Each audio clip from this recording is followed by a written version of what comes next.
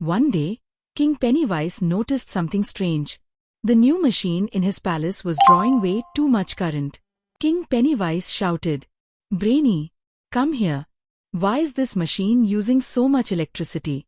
Minister Brainy rushed in. "Don't worry, Your Majesty. I have a solution." King Pennywise immediately asked, "Will it cost money?" Brainy paused. "Well, technically. Then forget it. But Your Majesty, I can fix it without spending much." King Pennywise's eyes lit up. "Now you're speaking my language." The next morning, Minister Brainy returned with a large coil of wire.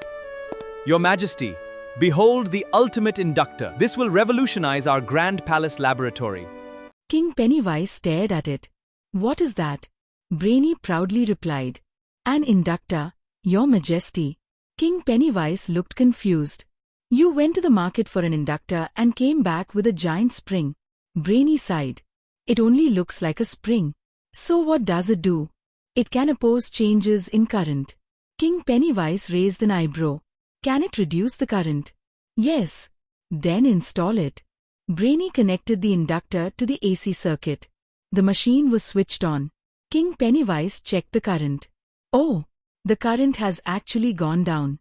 He smiled proudly. "Brainy, your knowledge is finally complete." Brainy smiled. "Your Majesty, we've only just started."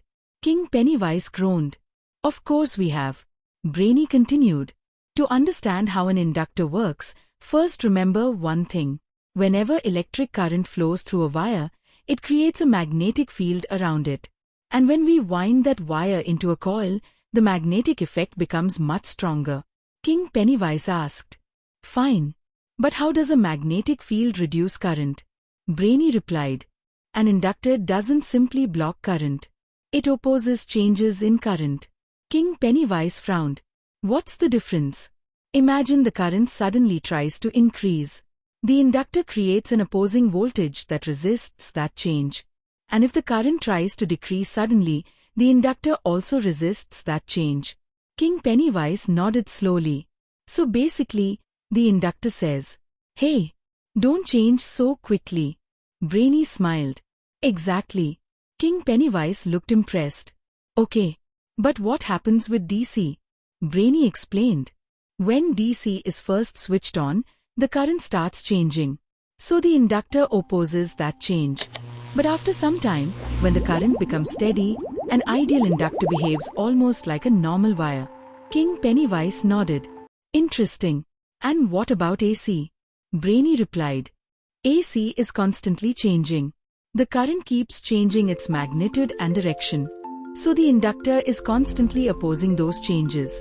That is why an inductor offers opposition to AC current." King Pennywise suddenly remembered something. "Wait, didn't you explain something similar with capacitors?" Brainy smiled. "Exactly. A capacitor opposes changes in voltage. An inductor opposes changes in current." King Pennywise pointed at the coil. "So this thing has its own version of resistance." "Almost. We call it reactance. For an inductor, it's called inductive reactance. And we represent it by XL." King Pennywise asked, "And what's the formula?" Brainy confidently replied, "XL is equal to 2 pi FL." King Pennywise stared at him. "Can you say that in English?" Brainy laughed. "Of course.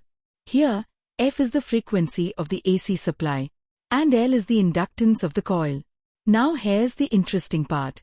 If the frequency increases, inductive reactance increases too." King Pennywise immediately understood. "So, higher frequency means more opposition to AC current." "Exactly." King Pennywise smiled. "Finally, something useful. But wait." He pointed at the coil again. "What happens to the electrical energy?"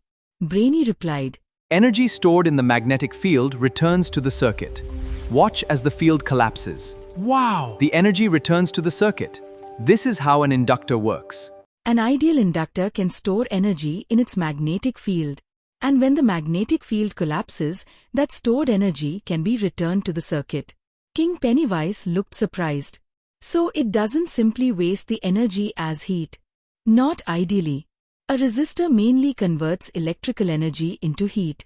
An ideal inductor stores energy temporarily in its magnetic field and can return it to the circuit. King Pennywise proudly nodded. Excellent, Brainy. Today, your name is officially Minister Genius. Brainy bowed dramatically. Thank you, Your Majesty. King Pennywise suddenly raised his finger. But I have one final question. Brainy's smile disappeared. What is it, Your Majesty? King Pennywise asked. If a capacitor opposes changes in voltage, and an inductor opposes changes in current, then what happens if we put a capacitor and an inductor together? Brainy froze. King Pennywise stared at him. Well, Brainy slowly replied, Your Majesty, my knowledge is once again brainy but not quite genius. King Pennywise sighed. I knew it. And that is how the palace's electronics lesson ended, with one king, one coil, and one very incomplete minister.